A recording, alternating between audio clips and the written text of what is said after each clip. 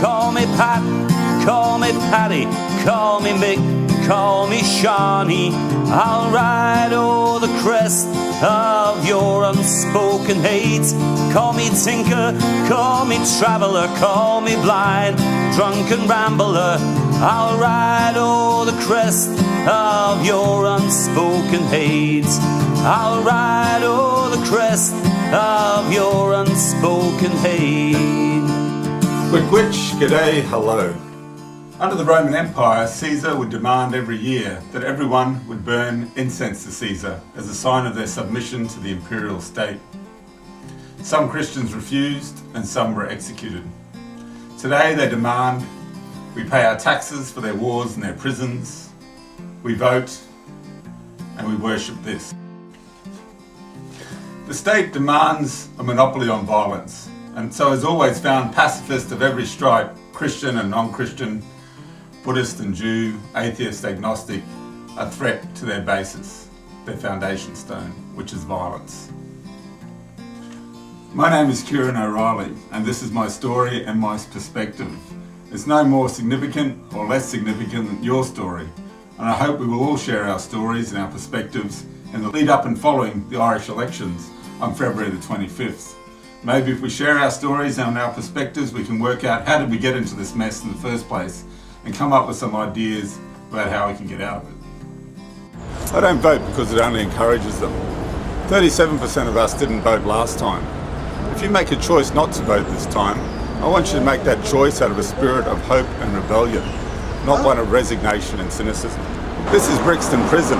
In the 1920s, a spirit of hope and rebellion brought Terence McSweeney, the Mayor of Cork, who did vote here, to this place, to die after 74 days on hunger strike. In the 1970s, a spirit of hope and rebellion brought the Price sisters here, Dollars and Marion. They probably didn't vote. To this place, where they endured 200 days of forced feeding on hunger strike.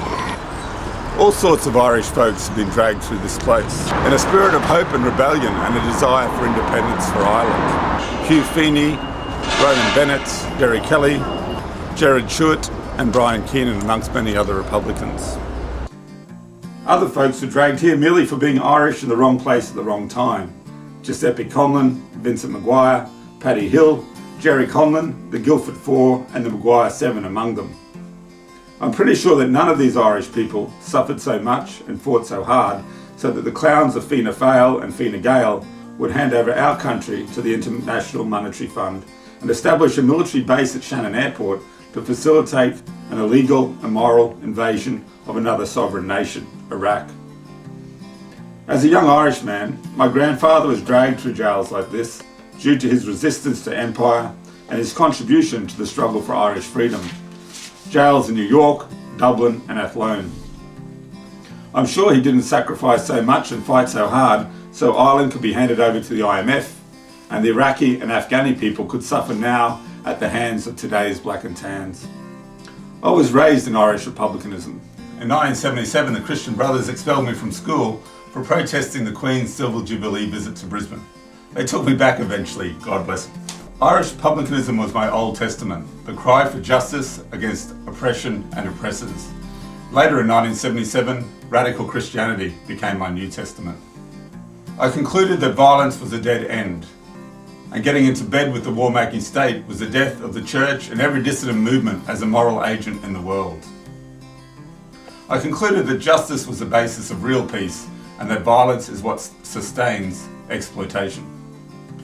Like all radical Christians, I'm an anarchist and a pacifist. I've spent my adult life with the radical Catholic worker movement, living in community, living with the homeless poor, and non-violently resisting those institutions, principalities and powers, governments and corporations that reduce the image of God to poverty, bondage, quick or sudden death.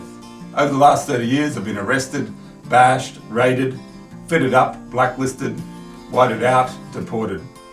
I've been dragged to the courts and jails like this one in Australia, New Zealand, England, Scotland, Ireland, New York, Oklahoma, Texas and Louisiana. Today I live at Giuseppe Conlon House, a Catholic worker house of hospitality, primarily feeding and offering succour to destitute refugees who walk and sleep in the streets of the great city of London. Everyone has a story, and our stories are sacred and redeemable. From Jerry Conlon, who spent 16 years in British prisons for something he didn't do, to my friend Ben, who fought as an SAS soldier in Iraq, leaving the British Army, refusing to redeploy, citing not only the illegal tactics of the United States troops and the policies of coalition forces, but also stating that the invasion itself was illegal, contrary to international law. Ben now lives under a Ministry of Defence gag order. Should he ever speak of his experiences in Iraq or the British military, he will surely go to jail. I know this about Ben because I read it on Wikipedia. 23-year-old US Army intelligence analyst Bradley Manning is presently being tortured 24/7 in Quantico US Marine Base, Virginia, the United States. Quantico is the largest US Marine base in the world. Bradley is accused of releasing footage of a US helicopter gunship massacre of Reuters journalists and Iraqi civilians. Bradley has a story. All the powers of the empire are arraigned against the possibility of him ever telling that story. Julian Assange, founder of WikiLeaks, is being dragged before the courts. He is presently electronically tagged, facing life in prison for publishing the truth about the United States wars on the people of Afghanistan and Iraq. Everyone has a story. All these stories are sacred and redeemable. I'm here to say that I'm not standing in the Irish elections on February 25th, 2011. I'm here to say I am running in the Irish elections. I'm going to run right up to them and run right past them. I'm running for you, running for me, running for Bradley Manning and Julian Assange, running for the Iraqis, the Afghanis and the Irish, running for the soldiers like Ben Griffin, Casey Sheehan, Gordon Gentle and Ali, who are all duped and exploited by their respective governments, and the soldiers who are still out there on the Iraqi and Afghan battlefields. I'm running for the 1 million Iraqis, mostly women and children, who have been slain, running for the uncounted Afghanis. Afghani youth Saeed Ahmad, 16, killed when he picked up an unexploded US cluster bomb in Shaka Kaila village near Herat, Afghanistan. We remember you. British Lance Corporal Stephen Kingscott, 22, fatally wounded by enemy fire in the Sangan area. Great Catholic worker, Christian anarchist Eamon Hennessy once said, "At election time, when you choose the lesser of two evils, you soon forget you are choosing evil." Phil Berrigan, my friend and mentor, World War II combat veteran, founder of the Ploughshares movement, who spent 11 of the last 30 years of his life in prison for non-violent resistance to war and war preparations, remarked, "If voting could change things, they would make it illegal." Phil also said, "The poor tell us who we are, the prophets tell us who we could be, so we hide the poor and kill the prophets." I spent 7 years working with the homeless in Dublin, listening to their stories of joy and sorrow, attending their funerals and listening to more stories at their wakes and many a month's mind. The homeless of Dublin taught me much about myself, good and bad, about Irish society, economy and culture before and after the Celtic Tiger. I've lived inside and outside of jail with those from the bloody margins of the empire, East Timorese, Australian Aborigines, Colombians, Salvadorans. I've been shaken and awakened by them and their stories. I've met and lived with many prisoners, amongst them Russell Cox, Bill Stokes, Nathan Jones, Ted Watson, David Gulpill, Debbie Kilroy, Ramona Africa, Sandra Good. I've met and listened to many stories from soldiers. Phil Berrigan, Congressional Medal of Honor winner Charlie Litke, Brian Wilson, who lost his legs blockading an arms shipment to El Salvador, volunteer Dollars Price, Ali, volunteer James Monaghan, National Guardswoman Kelly Doherty, volunteer Rose Dugdale, Colonel David Hackworth, Peter DeMott, George Vesey, Les Gibbons, Tom Uren, Commandant Ed Horgan, Ben Griffin, Rory Conley, Abu Ghraib interrogator Joshua Castile, Marine Staff Sergeant Jimmy Massey, amongst them. I've sat at the feet of many of the prophets, Daniel and Philip Berrigan, Lanzol Davasto, Jean Vanier, Father Roy Bourgeois, Father Louis Vitale, Allen Ginsberg, Jim Douglas, Sam Watson, Jerry Conlon, Gareth Pearce, Shirley Shackleton, Ramsey Clark, Sister Anne Montgomery, Peter Postlethwaite, Peter Tatchell, and Quiver Butterley, among them.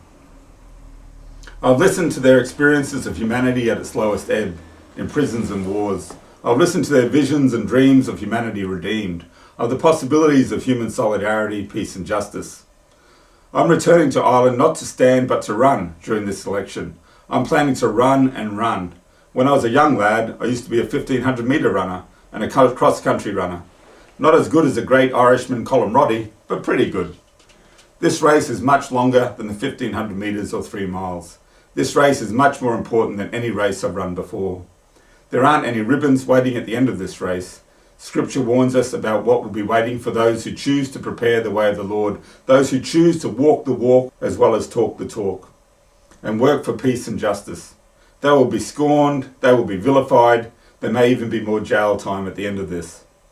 But the running of this race is the only chance we've got, only chance to wake up, snap out of it, smell the coffee, to hope, to rebel, to reclaim our country, and plan it back from the clowns and gangsters who have brought it to its knees.